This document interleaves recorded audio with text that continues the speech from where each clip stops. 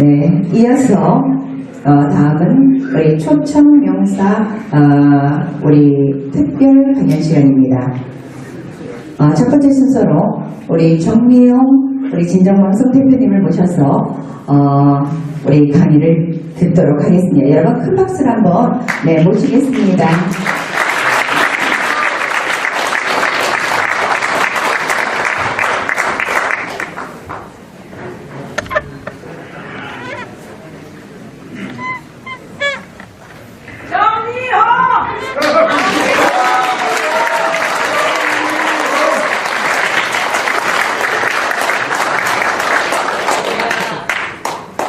여기 오니까 제 사이즈가 워낙 짧아가지고 여기 선생님 안 보이시죠? 제가 이걸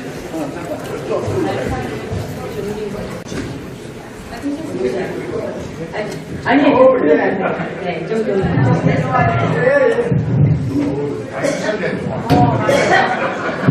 그동안 많이 컸죠? 제가 사실 이런 정말 중요한 자리에서 연설도 하고 그렇게 될 거라고는 제가 이 탄핵이 벌어지기 이전에는 상상도 안 했었습니다, 사실. 근데 오직 이건 잘못된 거 아니냐 그 생각 하나 때문에 계속 나와가지고 그 태극기 운동 하시는 분이 옆에서 멀리서 응원하고 멀리서 왔다 갔다 하다가 우연히 연설을 하게 되고 연설하면서 하다 보니까 여기까지 온 거예요. 그냥 왜냐 저는 정당을 만들 생각도 없었고 태극기 들고 정말 많은 사람들이 나와서 외치면 될 거라고 생각했어요. 근데 1년이 다 되도록 우리가 그렇게 눈보라 비바람 속에서도 소리를 지르고 했지만 그게 정말 소용이 없다는 것을 제가 깨닫고 당을 만들어서 원내에서 싸우지 않으면 법으로 바꾸지 않으면 우리는 이길 수 없다는 생각을 하게 된 겁니다. 그래서 정광영이 이 태극기 집회를 어떻게 하면 좋으냐. 정광영 씨도 그 당시에 태극기 집회가 그렇게 커질 줄 몰랐어요. 그래서 자기도 어쩔 줄 몰라가지고 이걸 이렇게 계속 커지다가 이걸 어떻게 하면 좋으냐고 저한테 의논을 한 바 있었습니다. 그때 제가 당을 만들자고 했습니다. 그랬더니 정광영 씨가 당을 만들어서 될까? 이랬습니다. 할 때까지 해보면 될 것이면 될 것이고 안 될 것이면 안 될 것이다 이랬습니다. 어떻게 당을 만드냐 그래서 제가 이 많은 국민들이 나와서 태극기를 들고 외치는데 이거 사람들이 태극기 물결이라고 하는데 물결은 바다로 흘러가다 보면 흔적도 없이 없어진다. 이 태극기 물결을 댐을 쌓아서 막아서 전기를 생산해야 그게 파워가 되는 것이다. 이렇게 얘기를 제가 정광영 씨한테 한 바 있습니다. 근데 정광영 씨가 그 말을 듣더니 자기가 생각해 보겠다고 했어요. 그런데 그로부터 몇 주 뒤에 갑자기 도태우 변호사가 태극기 집회에서 우리가 당을 만들어야 된다고 떠드는 겁니다. 그래서 제가 정광영 씨한테 저거 시킨 거냐, 협의하고 하는 거냐, 아니면 도태우 씨 혼자서 저런 생각을 말하는 거냐 이렇게 얘기를 했어요.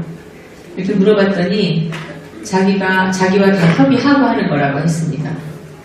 갑자기 이렇게 당을 만들면 언제 만드느냐 그랬더니 이미 다 만들어 놨다고 그랬습니다. 그래서 이게 무슨 소리인가 했더니 박사모들을 다 시켜서 각 지역당을 만들고 그거를 선관위에 신고를 다 해놓은 겁니다. 그래서 처음에 새누리당이 만들어졌습니다. 그때 저보고 무슨 당 이름을 뭘로 하면 좋겠냐고 물었어요. 그때 제가 그랬어요. 우리가 박근혜 대통령 구하자고 당을 만드는데 박근혜 대통령님이 만들어 놓은 당 이름을 저놈들이 저렇게 쓰레기처럼 내팽개쳤으니 우리가 가져다가 쓰고 살리면 될 거 아니냐. 새누리당이라는 이름이 좋지 않느냐.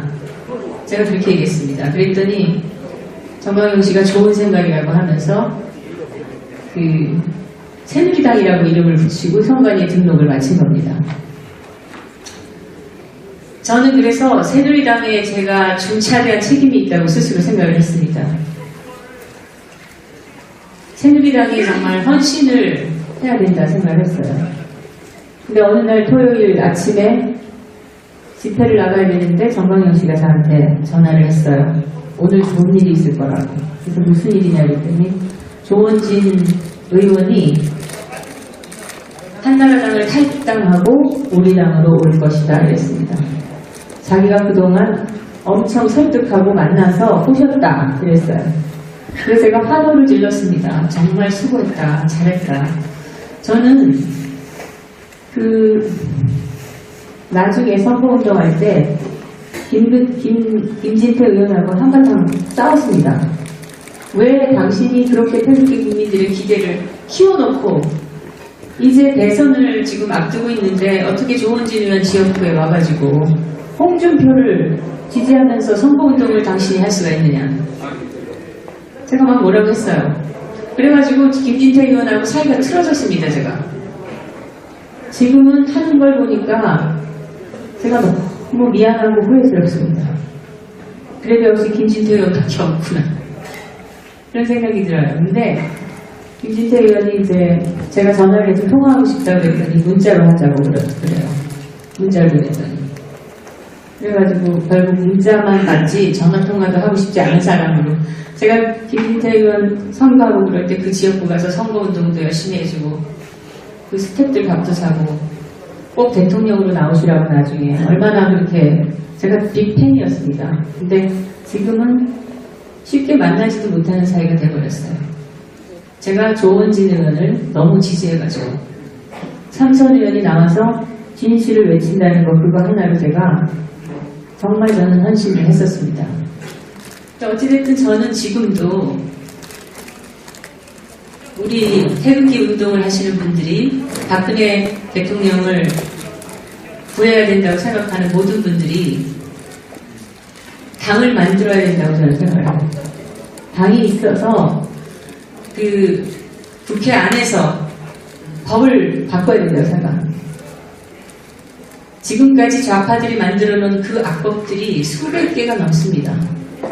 세월호 관련해서 몇 개인지 모르고 저도 아직 쉬어보질 않았지만 또 여러 가지 5.18에 관해서도 만들어 놓은 법이 저는 한 수십 개라고 저는 생각을 합니다. 만들어진 법은 법으로 바꿀 수밖에 없어요. 근데 애타게 악법을 막자고 여전히 그들은 세월호니 5.18을 가지고 계속 법을 만들고 있고 이제는 아예 대한민국의 국채를 바꾸려고 법을 만들고 있습니다. 지방자치 학대법 이런 것들 다 그게 나중에 북한을 받아들이기 위해서 만드는 악법입니다. 우리가 법을 바꾸는 노력을 하지 않으면서 어떻게 나라를 바꾸고 이 나라의 헌정체제를 지킬 수가 있겠습니까? 저들은 이제 다가오는 6월에 헌법을 바꾸려고 하고 있습니다. 그래서 사람들이 박근혜 문제성방을 외칠 때 저들은 헌법의 귀절을 분명하게 사회주의 쪽으로 가는 걸로 막 만들어내고 있습니다.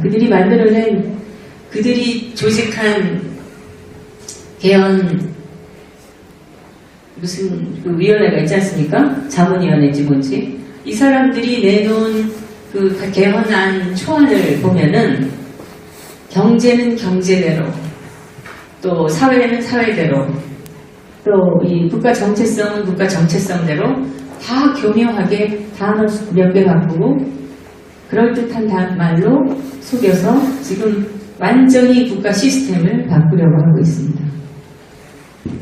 그래서 제가 요새 사실 건강 컨디션이 별로 안 좋아서 자주 방송을 못해서 후원해 주시는 분들한테 죄송한데 이게 공짜는 없어가지고 제가 방송을 자주 못하니까 이제 후원도 거의 안 들어옵니다. 그래서 제가 방송을 열심히 하고 좋은 얘기를 많이 해드려야지 후원도 들어올 텐데 제가 아파서 이러고 있으니까 그런 것도 이제 잘 안 되고 있긴 하지만 그래도 제가 2번의 정리용 칼럼을 썼는데 개헌을 막아야 된다. 나라 체제가 바뀌는 거를 막아야 된다. 그거 하나 가지고 제가 2번의 긴 칼럼을 했습니다. 혹시 못 보신 분들은 진정방송 사이트에서 최근에 제가 했던 개헌을 막아야 된다라는 칼럼 2개를 꼭 찾아봐 주시면 감사하겠습니다. 이 개헌안에 특히 또 스님 같으신 분이 하는 그 방송 있지 않습니까? 유튜브? 제가 그 이름을 잊어버렸는데 혹시 법륜은 솔직히 말하면 이거 촬영해서 이거 촬영들을 하고 있어가지고 제가 뭐라고 말을 못하겠지만 그분은 좌파 중에 좌파고 교묘하게 국민을 속이고 있다고 저는 생각합니다. 그 사람은 그 형도 간첩이었고 그 집안이 다 극좌입니다.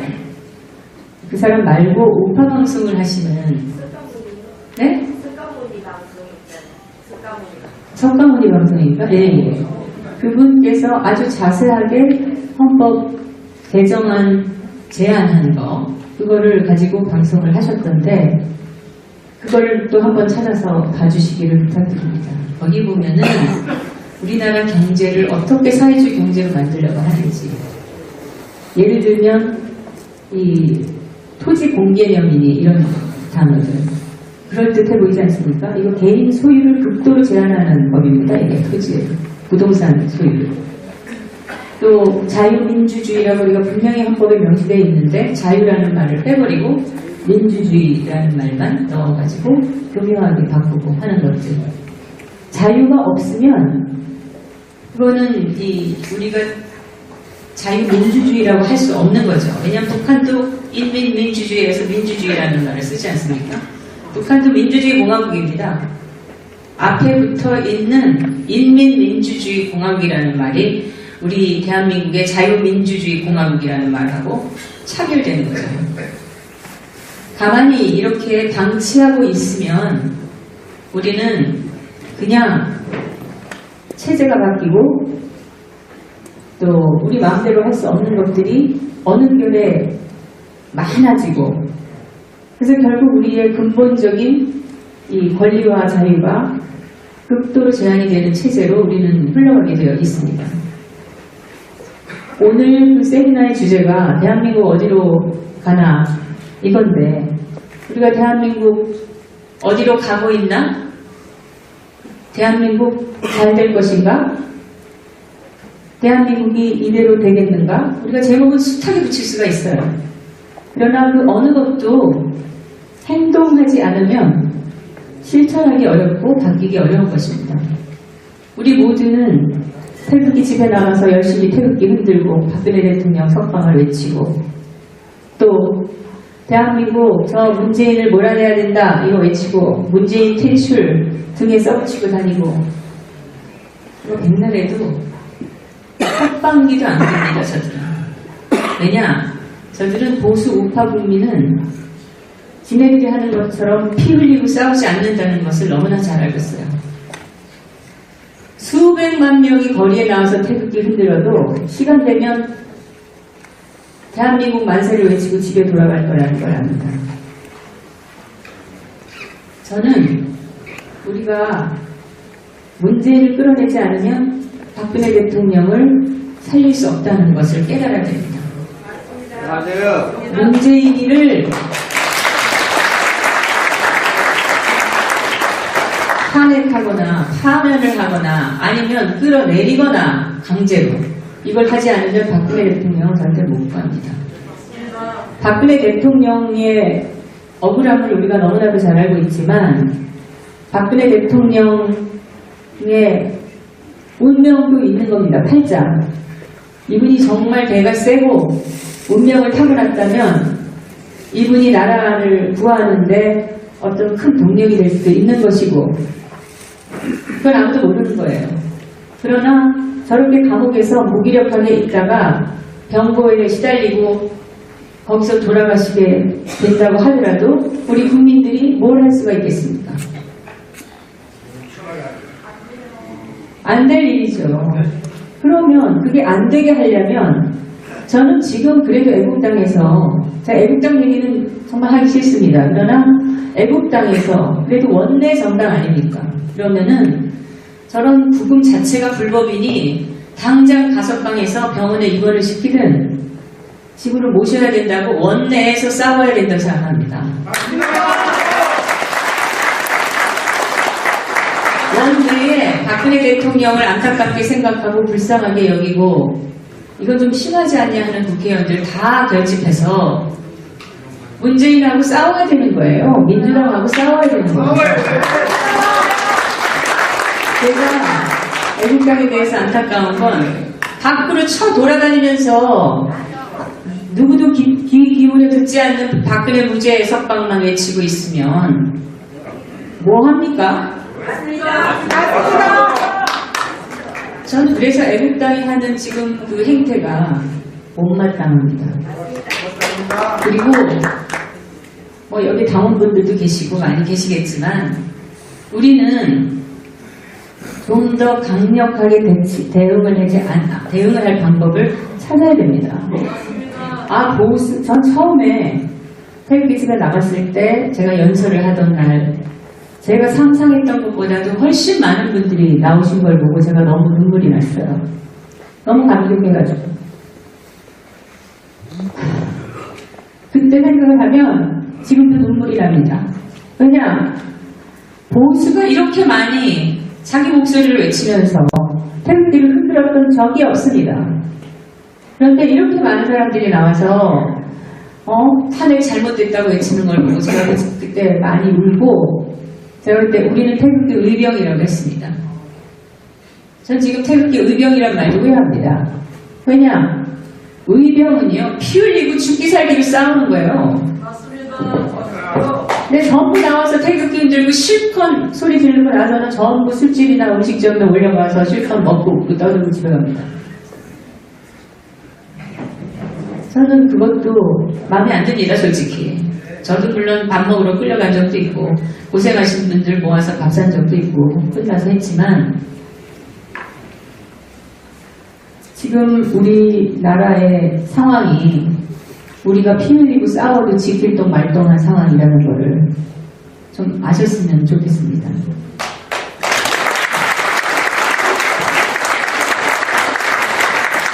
많은 분들이 설마 합니다. 그리고 설마, 왜냐하면 이분들의 생각은 내가 지금 가지고 있는 거, 내가 지금 지키고자 하는 거, 이것만 가질 수 있다면 다른 거는 신경 쓰고 싶지 않은 분들이 너무 많습니다. 우파에. 나중에 홀라당 다 잊어버렸을 때 그때서 후회해도 아무 소용이 없는 거죠. 근데 지금 정말 그 찬물에 있는 냄비에 올라앉아 있다가 서서히 더워져도 모르고 있다. 결국은 익어버리는 이 개구리꼴들이 바로 지금의 우파가 아닌가. 지금 차는데 아무 지장 없거든요. 걱정하는 사람들만 뭐 저렇게들 하고 있느냐. 뭐 설마 그렇게까지 되겠느냐. 나는 돈이 있으니까 여차하면 도망가면 된다. 이런 분도 있고. 이미 문재인 5년만 피해 있다가 다시 들어오면 되지. 그리고 외국 나간 사람들 제 주변에 꽤 많습니다. 저희 남편도 저보고 분위기 이상하면 바로 떠나자고 주장을 합니다. 저는 분명히 우리 남편한테 이제 나는 안 간다. 나는 이 땅에 전쟁이 나도 나는 갈 수가 없다 이미. 그래서 남편하고 그 얘기만 나오면 싸워요.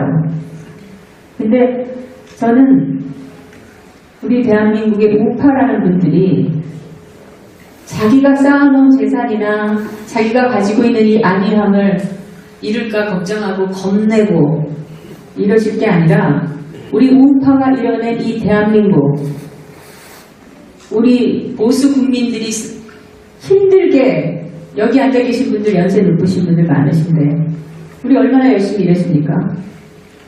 저도 치열하게 어려운 시절을 살았습니다. 저도 뭐 잘 사는 집안에 태어난 사람도 아니었고 어려운 시절 다 겪었습니다. 제가 학교 다니면서 받은 그 옥수수빵을 제가 잊을 수가 없어요. 그런데 지금 우리가 뭘 더 지키고 간직할 게 있다고, 뭘 더 눈치를 보고 무서워할 게 있다고 지금 목소리를 더 못 내는 건지 저는 좀 답답합니다. 우리는 이런 말을 하면 선동을 한다, 어쩐다 이런 얘기들도 하겠지만은 태극기 집회에 더 치열하게 싸워야 되고 태극기와 함께 몽둥이라도 들고 나와야 된다고 저는 생각합니다. 기회를 봐야 돼. 네, 맞습니다.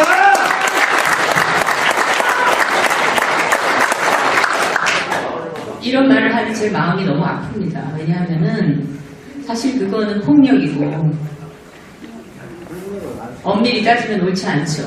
우파는 아무리 우리 장사를 하면서 삶을 살면서 뭐 때로는 거짓말도 하고 뭐 때로는 좀 과장하기도 하고 이러면서 우리가 사는 적이 있다 하더라도 이 나라를 지키는 일에 그리고 우리가 쌓아놨던 대한민국, 이 대한민국이 하나씩 둘씩 이 구석 저 구석에서 무너지는 꼴들을 보면서 가만히 있는 거는 결국 내가 가진 거가 다 없어진다는 징조 아니겠습니까?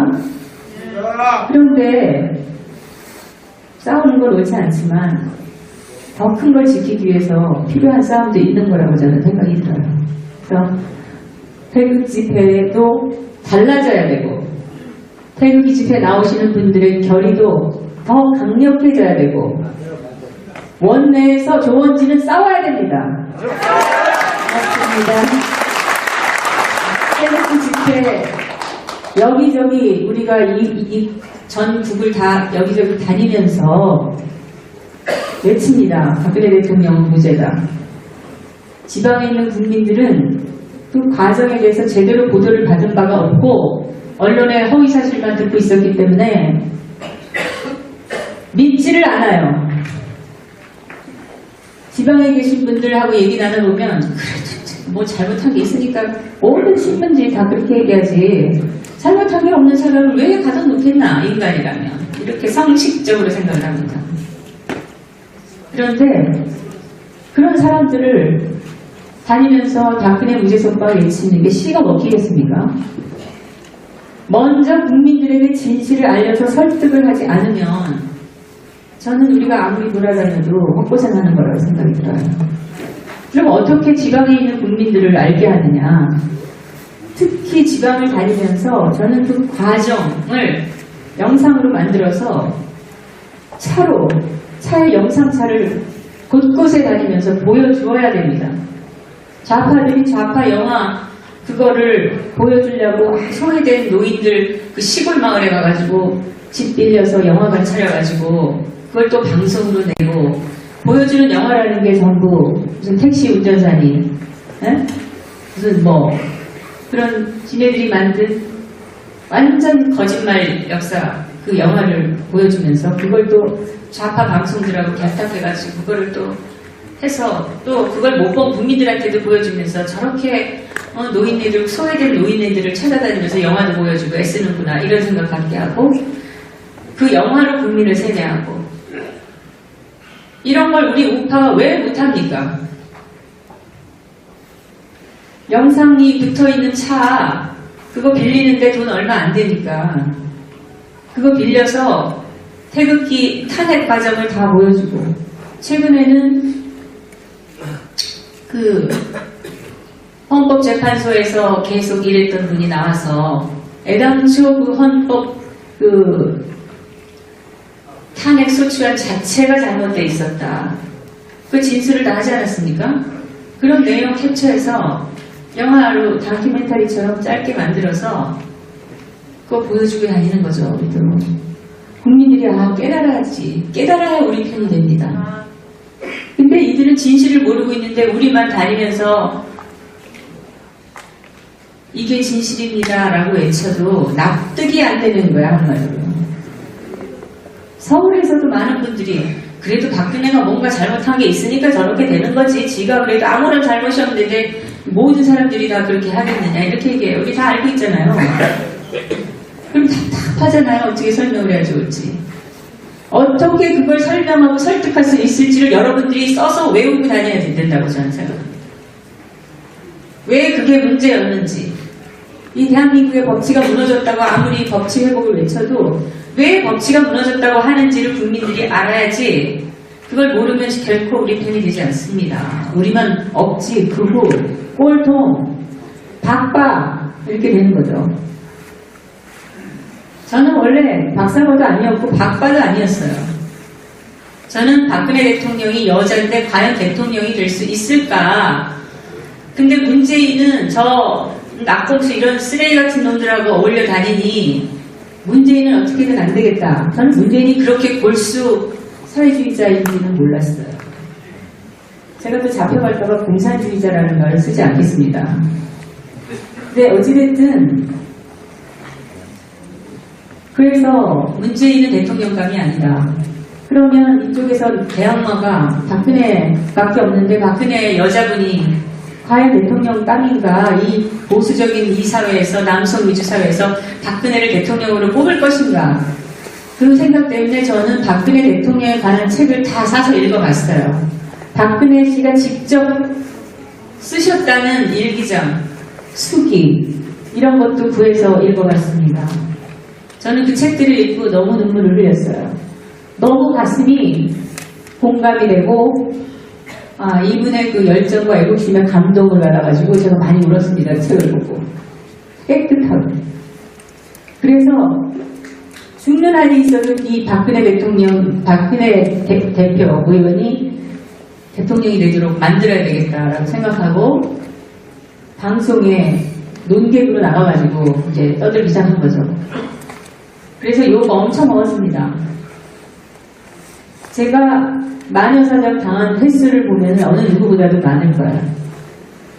아마 네이버나 이런 다음에 검색어 1위를 그렇게 여러 번 한 사람도 아마 연예인 중에서도 별로 드물 거라고 저는 생각합니다. 그렇게 마녀사냥을 당하면서 저는 꿋꿋하게 끝까지 대통령 선거 발표 직전까지도 당선자 발표나기 직전까지도 저는 다 문재인이라고 했는데 당선될 거라고 팻말을 꿋꿋하게 저는 들고 있었고 결국 박근혜 대통령이 당선이 되셨어요. 그래서 저는 그거면 될 줄 알았습니다. 이 나라가 대통령 중심제고 국가관과 정체성 확실한 분이, 깨끗한 분이 됐으니 이제 우리나라는 살았다 이렇게 생각을 했습니다. 그런데 당선이 되자마자 내가 구성도 못하고 질질 끌려다니고 사사건건 발목이 잡히고 저 이거 보고 이거 큰일 났구나 이 생각이 들었어요. 그리고서 어떤 구청장 한 놈이 박정희 대통령의 정책 뭐 이런 거 있잖아요. 그런 제목으로 그 어려운 구인데 재정자립도 20%밖에 안 되는 구에서 돈을 몇백만 원을 들여가지고 국민 특강을 갑자기 하는데 박정희의 정책 이런 겁니다.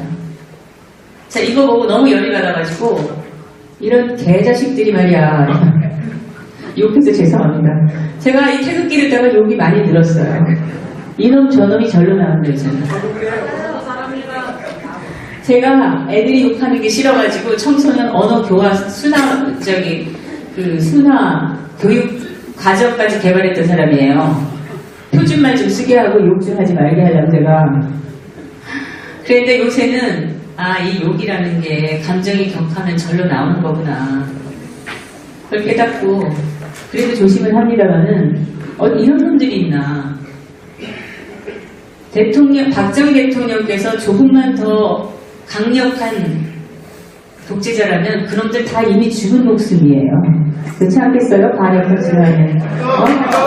근데 박정희 대통령은 인본주의자이고 기본적으로 인간을 사랑하고 대한민국을 사랑하신 분이기 때문에 박정희 대통령이 사형을 시킨 사람이 거의 없습니다. 그런데 저것들이 누구 덕에 사는지도 모르고 박근혜 대통령이 되자마자 갑자기 이 왜곡된 역사를 가르치는 특강 교실을 여기저기서 하는 겁니다. 그거 보고 제가 열이 받아가지고 거기 그 구민들까지 이런 거 하지 말라고 막 그 구 게시판에다가 반대 의사를 수백 개를 올리는데도 그거 무시하고 그냥 강행하는 거예요. 구청에서 한다고 뭐라고 그러니까 이제 자기들도 좌파 단체에다가 하청을 줘가지고 그 사람들 먹여 살리면서 하라고 그런 거죠. 그 구청 앞에서 많은 국민들이 그때 1월 달인데 추위에 덜덜덜덜 떨면서 그 특강 반대한다고 피켓 들고 시위를 하는데 이 구청장이라는 놈이 밥 뜨뜻하게 점심 먹고 들어오면서 그걸 비웃으며 지나가는 사진이 인터넷에 떴어요. 제가 그걸 보고 열받아가지고 이 좌파 종북 좌파 지자체장들 이번 다가오는 선거에서 반드시 퇴출시켜야 됩니다. 이러고 올렸다가 그때부터 제가 이제 재판 폭탄을 맞고 온갖 마녀사냥을 당하고 시작이 저의 이 굴복의 역사가 그때부터 시작이 된 겁니다. 근데 그거는 단순한 거잖아요. 우리가 사상의 자유, 생각의 자유, 표현의 자유를 얘기하면서 그거 할 수 있는 얘기 아닙니까? 근데 그걸 얘기를 했다고 제가 물론 저는 그걸 형사적인 처벌은 안 받았어요. 그런데 민사적으로는 제가 다 손해를 물어줬습니다. 몇백만 원씩. 이 나라는 이미 민주주의 국가가 아닙니다. 다 착각들을 하고 있어요. 내가 당장 여기서 하고 싶은 거 몇 가지 할 수 있다고 해서 우리가 자유를 가지고 있는 게 아니잖아요. 나라를 위해서 말을 할 수가 없는 그런 조직. 북한에서도 자기 일상은 다 할 수 있습니다. 그런데 체제에 대해서, 지도자에 대해서 한마디 하면 다 어떻게 돼요? 감옥 가고 사형당하고 그러잖아요. 우리가 그걸 다를 게 뭐 있습니까? 문재인을 문재앙이라고 했다고 경찰 수사하겠다고 떠드는 놈들이 문재인 생일이라고 온 그 지하철역에다가 생일 잔치처럼 누가 한다고 해도 나 같으면 말릴 것 같은데 좋다고 그거를 내버려두고 그거 내가 한 거 아니다. 내 지지자들이 한 거다. 그거 부당 기부행위 아닙니까? 그런 거 엄정하게 우리가 따지고 들어야 되는데 우파들이 너무 무기력한 거예요. 내버려두는 거예요. 기껏 하는 짓이 아무도 없을 때 거기다 침 뱉고 가는 거. 네. 제가 건강이 안 좋아서 계속 집에 있으면서 제가 내가 이걸 나와가지고 밤에 이걸 다 때려 부시면 어떻게 될까 이런 생각을 여러 번 했었는데 우리가 뭔가 강력한 우파 단체가 있어서 할 일을 해야 된다고 저는 생각합니다. 지금 그런 우파 단체들이 없고요. 이 태극기 국민들의 그 애국심을 내가 좀 다 가져볼까? 이쪽으로 다 오게 하는 방법이 없을까? 내가 리더가 되고 싶은데 이런 사람은 많이 있는 것 같아요. 이래서는 안 되는 겁니다. 나라를 구할 수가 없어요. 제가 2013년 1월 달에 그렇게 재판 폭탄을 맞고 지금도 재판이 한 8개를 지금 하고 있습니다. 그 전에 이 14개를 끝냈습니다. 그리고 돈도 몇 천만 원 썼어요. 변호사 비용이 뭐 손해배상이 해가지고. 그런데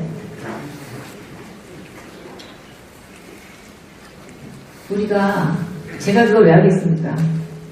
제가 원래 성격이 내가 벌린 일은 내가 책임진다는 주의이기 때문에 끝까지 끝까지 한번 가보자. 근데 저도 요새는 지칩니다. 저놈들이 끝까지 지치라고 저러는 거예요. 정명 지쳐라 얘고만. 온갖 협박을 하고 죽이겠다는 협박도 많이 받고 딸을 납치해서 강간해서 죽여버리겠다는 놈도 있었고 그래서 딸한테 경호원을 붙여가지고 학교를 보내고 지금은 이제 미국에 가 있습니다만 그래도 걱정입니다. 미국에도 좌파가 너무 많아가지고 저는 그 난리를 치고 나서 제가 박원순을 잡겠다고 시장 출마도 하려고 해보고 별짓을 다 해봤는데 결국 돈만 쓰고 다 제대로 안 됐어요. 그 당시 새누리당이 저를 경선에도 안 보내줬어요. 저는 제가 서울시장 될 생각이 있었던 게 아니라 경선을 TV 생중계를 하니까 서울시장은 돈이 없어서 나갈 엄두도 안 나왔지만 경선까지는 나가가지고 내가 박원순에 대해서 조사했으니 속속들이 그 사람 인생을 제가 꿰고 있습니다. 그래서 이 총선, 그 경선에서 내가 박원순에 대해서 질의 얘기를 해가지고서 이게 전국에 생방송되는 거니까 서울시장 후보의 경선은, 토론은. 그런 생각을 했는데 새누리당에서 저를 아예 경선에 붙여주지 않더라고요. 저하고 그 당시에 지금 감옥 간 여자 누구죠? 어? 이모더라?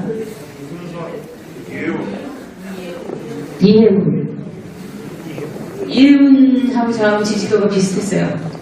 시장 적합도 조사를 해가지고 그걸 N분의 1로 나눠가지고 그것도 제가 돈을 내고 했는데 저하고 비슷했는데 그 여자만 붙여주고 저는 안 붙여주더라고요. 저는 워낙 감성이라서 내가 그 지역구 거기도 내가 용기를 내가지고 당협위원장 응모도 했는데 그 자유한국당 당시 새누리당의 심사위원들이 정명 씨는 너무 극우로 지금 알려져 있는데 이런 식으로 해가지고 제가 그 사람들한테 그랬습니다.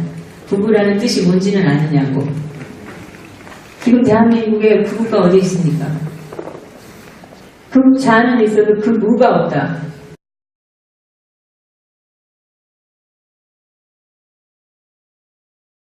사람들은 정말 극좌나 반국가 행위하는 자들 이런 사람들 가서 죽입니다. 진짜로 가서 죽이고 아주 혼내줍니다. 그런 사람들이 극우입니다. 저는 말만 좀 했을 뿐인데 저를 극우로 몰아요. 극우 꼴통이라고 돼 있는데 제가 자유민주주의 자유대한민국을 외치는데 그게 어떻게 극우입니까? 스스로도 극우라고 생각하는 사람들이 있어요. 여기. 그래서 제가 계속 외치는 겁니다. 우리는 자유민주국민이다.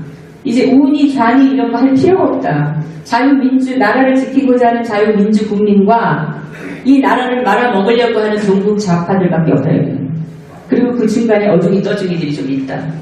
뭔지도 모르는 이 어중이 떠중이들을 우리가 논리적이고 사실적인 근거를 가지고 설득을 해서 대한민국을 뒤집어야 된다. 저는 그렇게 생각을 합니다.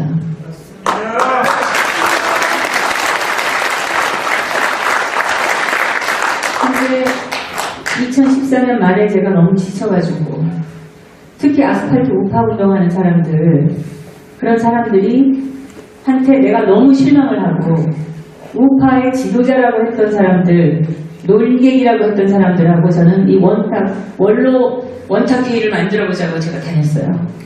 제가 이 사람 저 사람 여러분이 아시는 유명하신 분들을 다 만나서 우리도 원로 원탁회의를 만들어보자. 좌파들은 개같은 개나 소나 이런 자들이 나와가지고 뭐 시국에 대해서 어쩌고저쩌고 떠들고 그게 시민단체 대표들의 전부 의견인 것처럼 이렇게 보도가 되고 하는데 우리 대한민국을 지키고자 하는 이 원로들 책임이 있는 이 논객들이 원탁회의 만들어서 무슨 사건 터질 때마다 의견을 종합해서 내면서 강력하게 자유민주주의 수호를 외치면 그게 힘이 될 거 아니겠느냐. 그러고 제가 만나러 다녔는데 다 뭐라 그러냐면 나는 안 해. 뭐 생각은 좋으니 다른 사람들하고 가서 얘기해봐라. 근데 다 완성이 되더라도 나는 참여 안 한다. 왜냐? 그리고 제가 따져보니까 누구누구가 싫어서요. 누구누구가 싫어서 못한다는 겁니다. 그 사람하고 나는 상극이고 그 사람들이 하는 말과 이런 것들이 다 나하고 다르기 때문에 나는 결코 그 사람이 앉는 그 원탁 테이블에 같이 앉을 수가 없대요. 저는 교육이 너무나 중요하다고 생각해서 교육감 선거 때 후보 단일화 시키려고 쫓아다녔습니다. 후보들 연설하고 돌아올 때까지 1시간, 2시간을 앉아서 기다려가지고 선거본부에서 호소를 했어요. 교육이 얼마나 중요하냐. 우리가 교육을 하려면 지금 우파 후보가 단일화돼야 된다. 단일화되면 우리가 이길 수 있다. 그럼 당신들도 좋을 거 아니냐. 한 명도 동의를 안 했습니다. 자기는 이게 뭐 2번째 출마하는 거기 때문에 여기서 사퇴하는 건 창피해서 못한다고. 그리고 떨어져도 나 떨어질 거 안다. 떨어져도 좋다. 나는 끝까지 가는 게 내 명예를 지키는 거라고 생각한다. 이런 개소리들을 하고 있습니다. 나라 생각은 없는 거예요. 저 그리고 나서 절망을 해가지고 이 나라는 보수 때문에 망하는구나. 좌파 때문에 망하는 게 아니라 이 보수라고 자처하는 놈들 때문에 나라가 망하겠다. 그리고 저는 집에 들어가서 침도하고 아무도 도와주지 않고, 그전에는 뭐 여기 와서 뭐 연설 좀 해달라, 저기서 피켓 좀 들어달라, 막 이러면은 제가 다 했었습니다. 무슨 뭐 감사원 앞에서 소리 질러달라, 다 했어요. 어디 뭐 수백 명 기자회견이 열리니까 거기 꼭 와달라. 가보면 한 20명 와 있습니다. 자기 편들끼리. 다 뻥치고 있는 거예요. 200명 보는 노력도 안 했을 거라고 저는 봅니다. 그냥 자기들 이런 일도 했다 저런 일도 했다 뻔스 올리는 거를 하고 있는 게 아니냐, 그런 생각이 들었고, 저는 그래서 아예 그냥 다 때려치고 집에 들어앉아서 나무나 심고 잔디 깎고 꽃 심고 그러고 있으면서 한탄을 했습니다. 그렇게 2년을 보내고 갑자기 뭐 최순실 사건이 딱 터지는데, 처음에는 최소원이라는 이름도 몰랐잖아요, 우리가. 이 최소원 씨 그 건이 터지는데 마음이 불안하기 시작한 거예요. 그리고 이게 광우병보다 커지겠구나 라는 거를 내가 느낀 게, 탄핵 얘기가 나왔을 때 이것들이 지 마음대로들 안 되니까 대통령을 아예 뭐라 내려고 그러는구나. 이건 광우병보다 더 큰 문제다. 그래서 걱정이 돼서 집에서 잡으라서 가만히 있을 수가 없어가지고 어떻게든 이 반대를 해야 되는데, 이 자유한국당, 그 당시 새누리당의 이놈들이 상당수하고 동조를 하고 있으니까 이걸 뒤집기가 너무 어려운데 이를 어쩌면 좋느냐. 그래가지고 뭐 모인다고 그러길래 서울역에서 처음 모였을 때 제가 차를 타고 빙 돌아가지고 봤어요. 몇십 명 모였어요. 창피해서 거기 갈 수가 없더라고요, 솔직히. 그래가지고 거기 빙빙 돌다 그냥 오고, 동대문도 한번 가봤는데 거기 꽤 사람들이 좀 모여서 이래도 퍼졌으면 좋겠다. 그랬다가 청계천에 한번 가보니까 청계천에서 국민들이 굉장히 많이 하더라고요. 그리고 이분들이 행진을 해서 거리를 가는데 제가 이걸 보고 이걸 키워야 된다고 생각했어요. 근데 그리고 나서 바로 정광용 씨가 저한테 전화가 왔어요. 자기는 나를 몰랐는데 누가 정광용 씨 데려다 역설시키면 잘할 거라고 그랬대요. 그래서 처음 나갔는데, 나갈 때 제가 고민을 정말 많이 했어요. 이걸 국민들한테 불을 지르고 이 사람들 마음에 불을 지르고 선동을 하려면 뭐라고 얘기를 해야 될 것인가. 그래서 밤새 고민을 해가지고 제가 글을 써가지고 나가서 했습니다.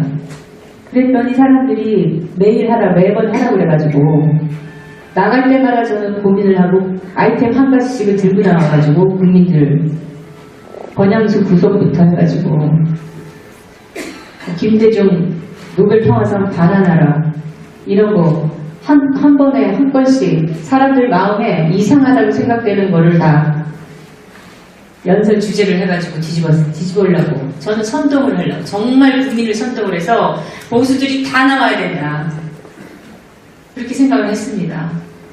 그런데 그게 안타깝게 저렇게 돼버리고 정당 만드는 일도 개판이 돼버리고,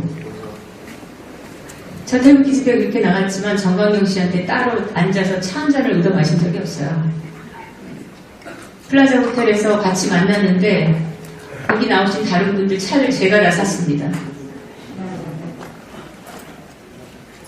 그래도 저는 정광용한테 이렇게 큰 집회를 만드느라고 너무 힘들고 고생이 많다, 그러면서 매번 만날 때마다 제가 공진단을 한두 개씩 손에 쥐어주면서 열심히 좀 해달라고 제가 부탁을 했습니다. 이렇게 개판이 되고 지금은 정광용이 저를 고소해가지고 지금 재판으로 싸우고 있습니다.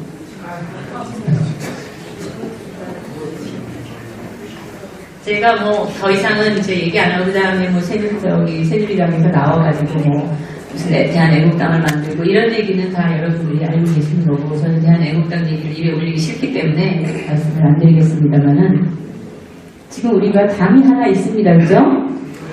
그나마 주장하고 떠드는, 그리고 내세우는 정책으로 해서 우리가 이 짝을 믿어야 되는 당이 하나 있습니다. 근데 많은 분들이 믿지를 못하는 거예요. 이걸 믿어야 되나 말아야 되나를 제가요 원래 한번 입을 열면 오래 갑니다.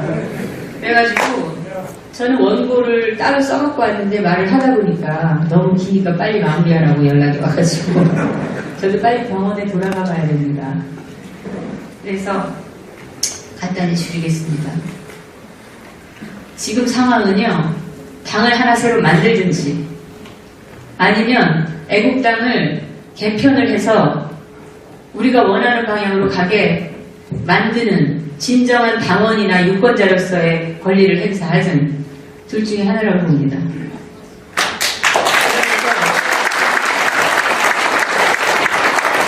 지금 당을 만든다면 저는 반문연대라는 이름으로 당을 만들고 싶어요.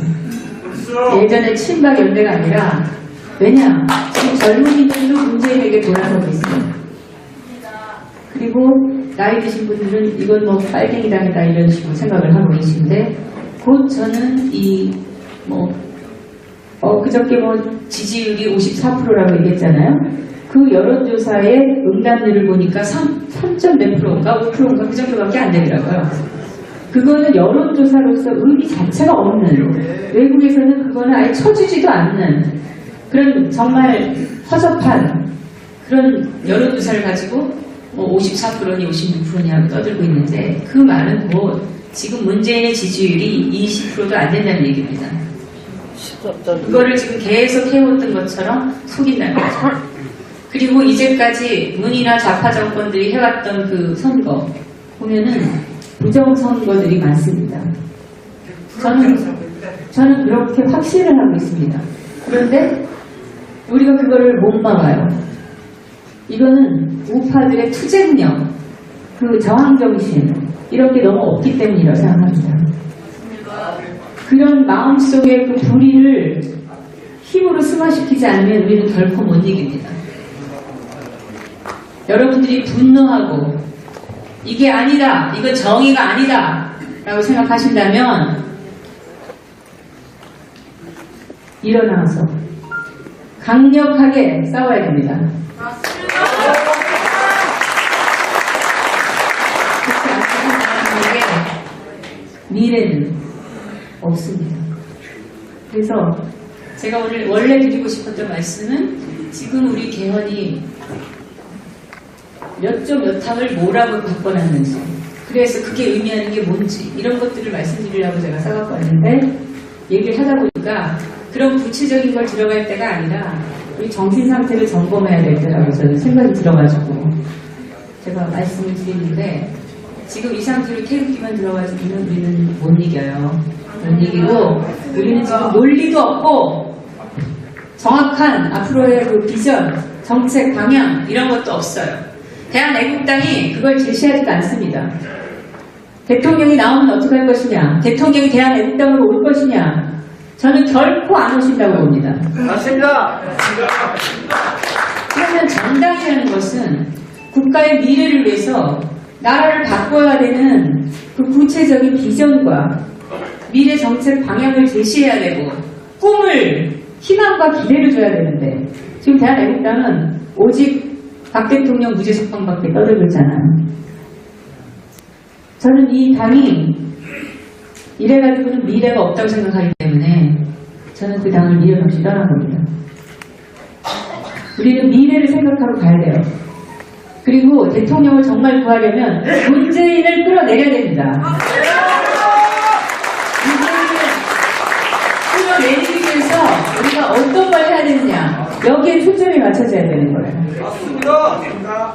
문재인을 반대하는 사람들을 다 모아서 반문연대로 싸워야 돼요.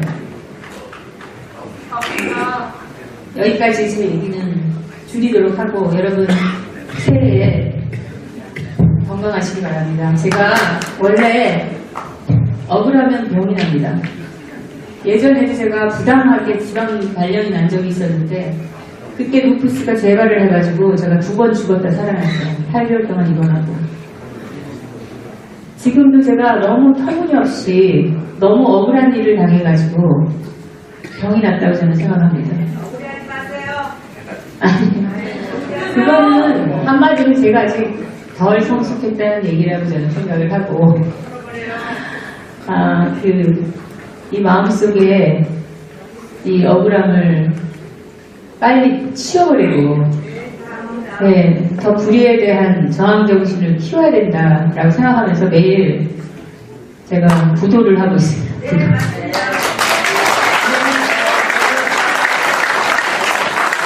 괜히 말을 안 들어요. 그래서 지금도 이제 들어가서 어저께까지 한 검사 결과를 봐야 되는데 어떤 결과가 나올지는 제가 알 수가 없습니다. 그러나 제가 어떤 일을 당하더라도 저는 이 대한민국에서 정말 정의와 자유민주주의가 안정되게 펼쳐지기를 기도하고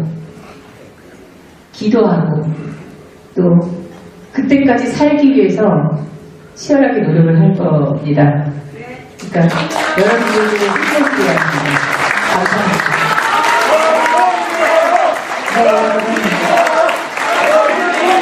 여러분, 그렇게 위쳐갖고 만드는 거예요. 우리 정경 대표가 힘을 내, 잠깐만, 정경 대표 나가지 마시고요.